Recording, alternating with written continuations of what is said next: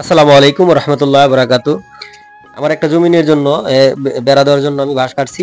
এই বাঁশগুলো বেড়া দিতেই হবে, না দিলে তো দেখা গেছে ওই পাশে আমার যে জমিন পাশে একটা বাড়ি আছে, এই বাড়ির যে মুরগিগুলো আছে মুরগিগুলোতে সমস্ত বীজ খেয়ে ফেলে। কারণ যেহেতু আমি ঘাসের জন্য কমলি বীজ বুনবো এবার, এই কারণে আমি সকাল সকাল, আজকে শুক্রবার, আমি সকাল সকাল ঘুম থেকে উঠে এই বাঁশগুলা কেটে আমি এই জমিনের জন্য প্রস্তুত করছি। প্রস্তুত না করলে আমার যে জমিনের যে মুরগিগুলো সমস্ত বীজগুলো খেয়ে ফেলবে, আর একটা বীজও জ্বালাবে না। আর তাদের বললেও কোনো লাভ হয় না, এর আগে অনেক বলছি, বলার পরেও তারা পারে তো। এরা এমনই লোক, মানে মহিলা মানুষ তো আছে কেমন, এটা আপনারা বুঝবেন হয়তো বা গ্রামে থাকলে। তারা হচ্ছে উল্টা আরো আমাদের সাথেই, আমাদেরই জমিন তবু উল্টা আমাদের সাথেই মানে ঝগড়াঝাটি করে। এই কারণে তাদের সাথে ঝগড়াঝাটি না করা, ঝগড়াঝাটি আমার একদমই পছন্দ না। এই কারণে বাঁশ কেটে আমি বলছি যে ওই জায়গায় জমিনে যেয়ে আমি এই বেড়াটি কমপ্লিট করবো। এই কারণে আমি নিয়ে যাচ্ছি, বেড়াগুলো আমি নিয়ে যাচ্ছি সাথে আমার বাইক না।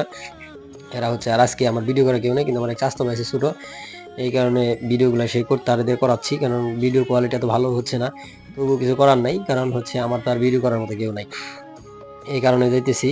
আর আর যেহেতু আমাদের রাস্তাটা, আমি আমার যে জমিনটা আমার বাসা থেকে প্রায় 5 থেকে 7 মিনিটের রাস্তা, এই কারণে আমি ভিডিওটা অনেক তাড়াতাড়ি দিছি, রানিং করে দিছি, যাতে ভিডিওটা অনেক ছোট হয় আর আপনাদের বিরক্তির কারণ না হয়।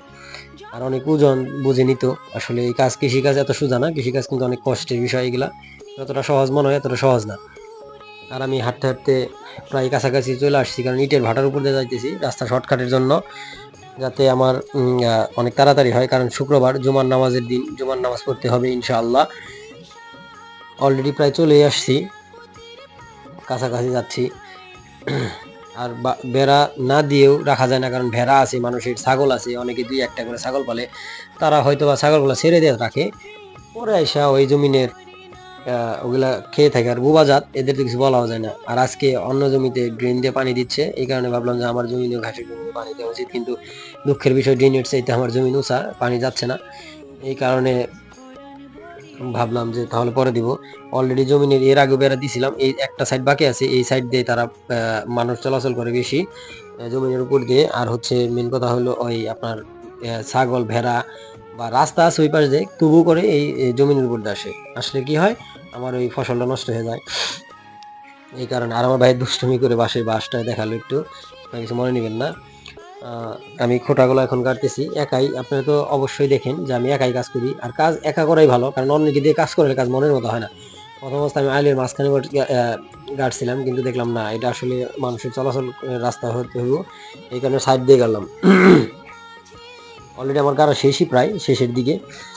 আর এগুলা গাড়া শেষ হইলে দেখে গেছে আমার যে জমিনে যে লাঙল হাল, আমরা ট্রাক্টর দিয়ে এই জমি চাষ করি, ট্রাক্টর এখন আসে নাই, আসবে। এই কারণে ভাবলাম যে আমি তাহলেই করতে থাকি। আর আমার বীজগুলা আমি যে ভিজিয়ে রাখছিলাম, দেখেন কি পরিমাণ শিকড় এসে গেছে। আর এগুলো আমি কি করবো, আর ট্রাক্টর, আলহামদুলিল্লাহ ট্রাক্টর চলে আসছে, ট্রাক্টর দিয়ে আমার ক্ষেত চাষ করা হইতেছে, যাতে আমি এগুলা রোপণ করতে পারি। এগুলো হচ্ছে কমলি বীজ, আর কমলি হচ্ছে এই জমিনে পানি থাকে, এই কারণে ভাবলাম যে কমলি উপযুক্ত হইব, এই কারণে আমি কমলি গুলা বোনার জন্য চেষ্টা করতেছি। আপনাদেরও যদি এরকম জমিন থাকে বা পানির ঘাস, অজানা হাইব্রিড ঘাসের ফলন কেমন আমি আপনাদের দেখাবো ইনশাল্লাহ। আমি ওই গাছটাও আছে, ওই গাছের আহামরি তেমন ফলন হয় না, এই কারণে আমি জমিনে এবার কমলি লাগাচ্ছি। আর ট্রাক্টর একটু সমস্যা, বারবার দিতে হয়। আর আলহামদুলিল্লাহ অবশেষে আমার জমিন চষা হয়ে গেছে, আর বেড়াটাও কমপ্লিট হয়ে গেছে। আসসালামু আলাইকুম।